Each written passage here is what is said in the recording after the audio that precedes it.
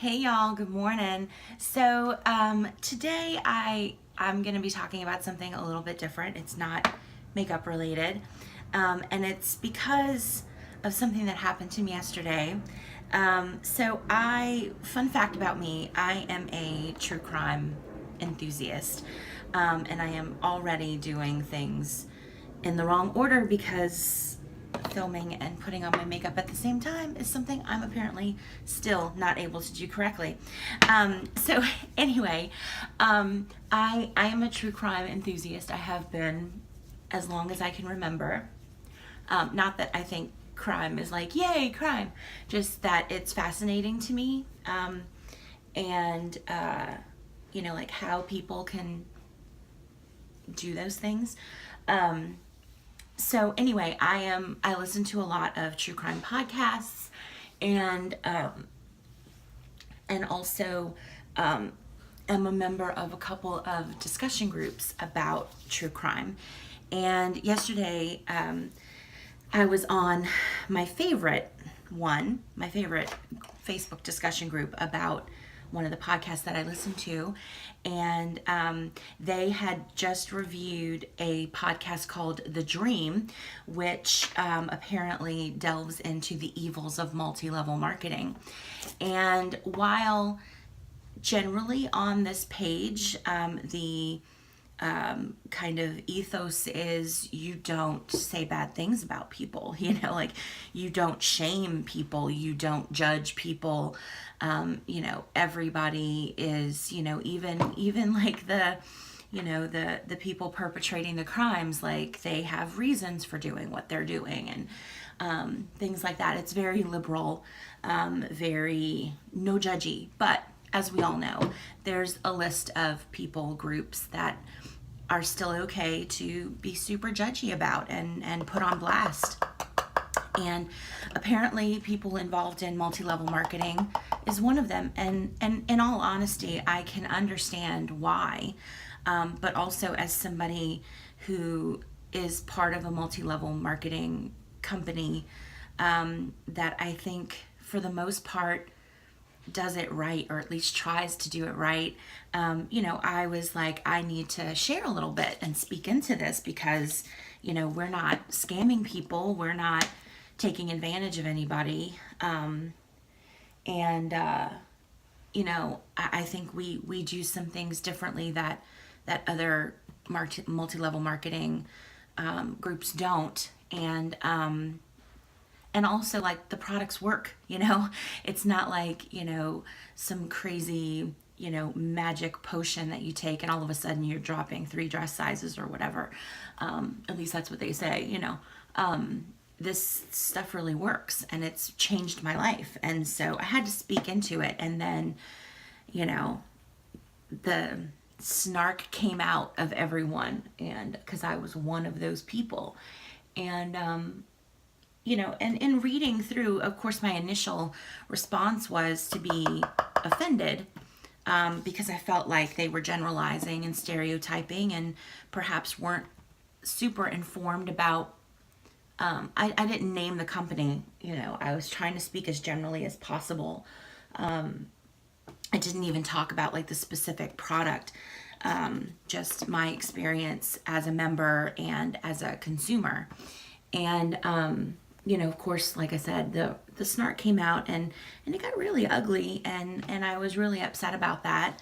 But then I started kind of thinking about generally the comments that people were making, and they're all things that I've seen done. Not wholesale, not across the board, but it's stuff that I've seen happen. And I think that the key there, though, is understanding, is this how people are trained to be? Is this like the script, or is this just people not taking responsibility for what they're selling and what they're saying? And I think in terms of some companies, it is the training. It is, say these words, go after these people. It is definitely, kind of exploitative and preying on, certain groups of people. And but in other cases, I think sometimes, because I still get calls from people that got a kit from me and they're like, what do I diffuse for this and what do I diffuse for that? And it doesn't matter how many times I point them to the resources, and try to educate them and encourage them to take ownership over their health and take responsibility for, knowing, what they're putting in their body and why. They don't want to do it. They just want somebody to just tell me what to do. And then there are others that just kind of repeat the words that they've heard other people say, and they don't really know what it means, and they don't really know, what it's about. And I think when you go into it, either on the side of, so it's going to be slick, and if you follow this script, you're going to be raking in the sales. And if you go into it with that, or if you go into it equally dangerously with the lack of knowledge and the lack of ownership and responsibility, for what you're selling and what you're saying, then in both instances, you are playing into that stereotype of, we're just in it for the money, and we're hawking snake oil because we really don't even know what it does, and both of those, I think, are detrimental, not only to you and your integrity, but to the company that we're representing. So I kind of looked through some of the comments again, as painful as it was, and I started seeing kind of some trends in what people were saying and what they were upset about. And the first one that they talked about was about the companies preying on single moms, or stay-at-home moms. And on one hand, like I said, I've seen that happen, not exclusively Young Living. I mean, I've if you're on social media, you see, I've gotten messages from people, I'm not a mom, but like, you're single, certainly you could use, some extra bucks. And I'm just like, well, you don't know my finances. I mean, I can, but like, like from people that I haven't talked to in 15 years or whatever. And, and I've seen that kind of stuff happen. I've heard people talk about, reaching out to girls from high school that got pregnant in senior year and, are still alone or whatever. And I'm just like, goodness, like, you don't know this girl's life. You don't have a relationship with her. And now you're going into and talking about something super personal and making assumptions about her, when you haven't, expressed any care or concern up to now. That's really insulting. But on the other side of that, as far as the preying on them aspect, like, how else are women who, or anybody really, who wants to make some extra money going to do that, like from home on the side? Like, there's not a whole lot out there that's super lucrative. And, I mean, you could, if you know how to do medical coding, you can do that from home. If you want to, temp at a call center, you can do that from home. But it's also going to leave you tied to a desk and not give you the freedom to make your own schedule and still be able to put your focus on your full-time job or your family or whatever it is that you want to do. So on one hand, like, you can look at it like, if you are being predatory and intentionally seeking out and exposing the fears, and weaknesses of a certain people group, then yes, that is definitely preying on people. But if you're providing an opportunity for them that they're, look, especially if they have expressed a desire to make some extra money, or that they need some supplemental income, then you're providing them an opportunity. So I think it's really just all about the heart and the attitude, and how you come at it as to whether or not it's going to be perceived as a positive or a negative.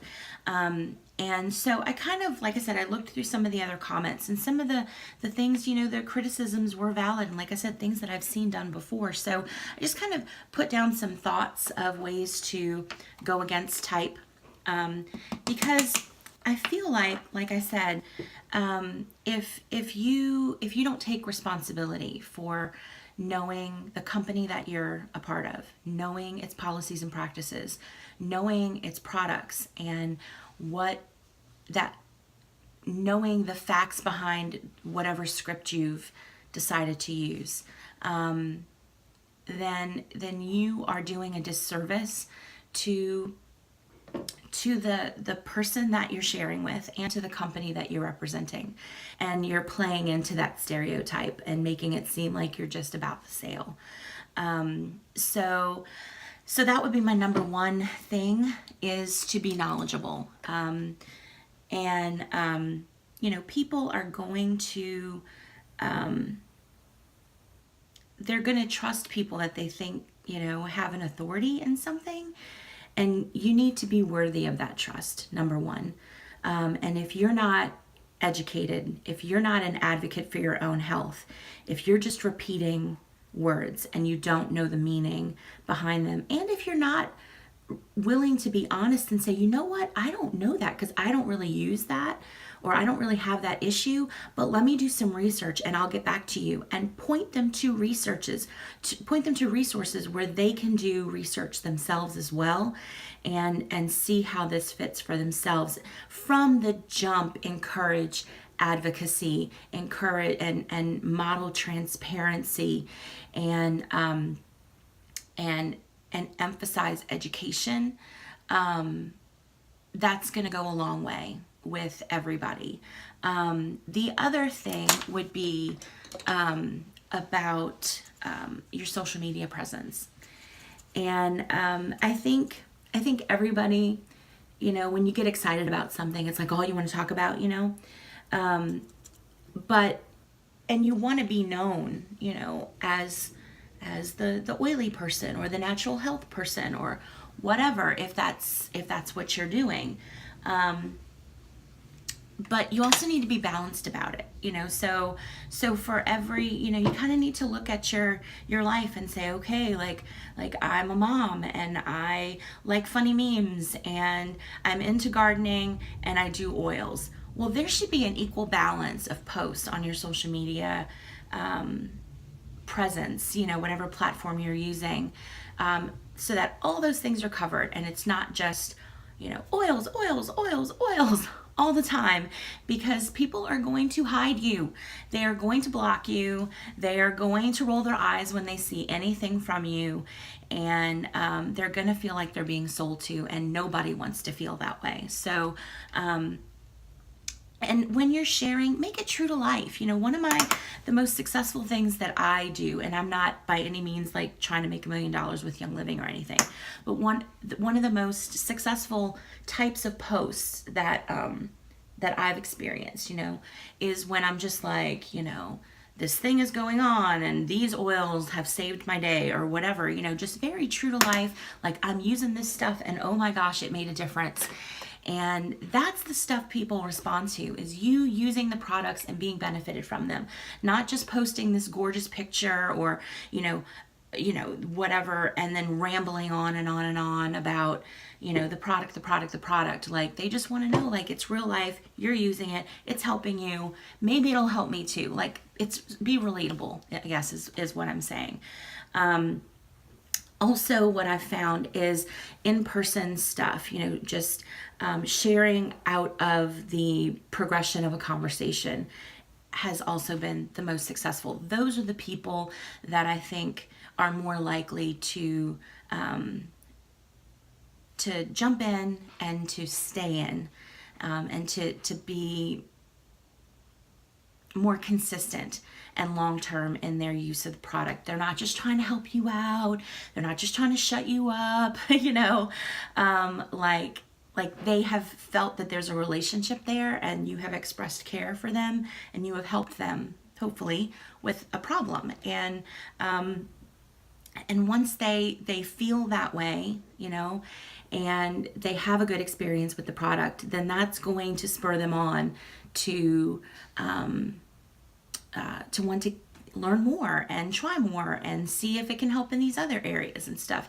It growing out of a genuine relationship. And because the point of this, for me anyway, is just, I tried these products when I was at my wit's end. Nothing else had ever helped me, and they changed me. They took away a problem that had been there for decades, and and I was able to do things that I wasn't able to do before. And so that's where I share from. I share from these products changed my life, and I see you struggling, and it hurts me, and I want to help, you know? And I think people can sense whether that's genuine or not. And, you know, and again, like I said, you know, people give authority to people that, or they trust people who seem like they're an authority on something.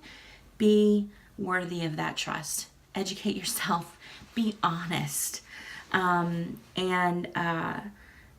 don't go up to people seeing cash signs, you know. Go up to people seeing, how can I help you, you know.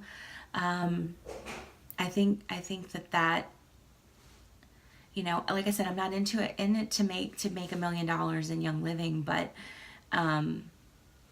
if I do make $1 million, I want to make it with integrity. I don't want to make it just because I sold a bunch of kits to people that are just, you know, they're just collecting dust and they regret spending the money on it, you know. So so yeah, those are just my thoughts on on multi-level marketing stuff, on Young Living, on why I am passionate about these products, why I continue using them, why I talk about them on the internet, and hopefully some things that I learned through that really unfortunate experience yesterday that might be helpful to you guys, to help you to not alienate everybody in your circle in talking about Young Living. So so I hope that was helpful. I hope that you know, got something from it. If so, give this video a thumbs up, leave me a comment below. I would really appreciate it. And I'm gonna finish my makeup and get to work now. Thank you guys so much for watching. And yeah, I guess that's it for me. Y'all have an awesome day. Bye.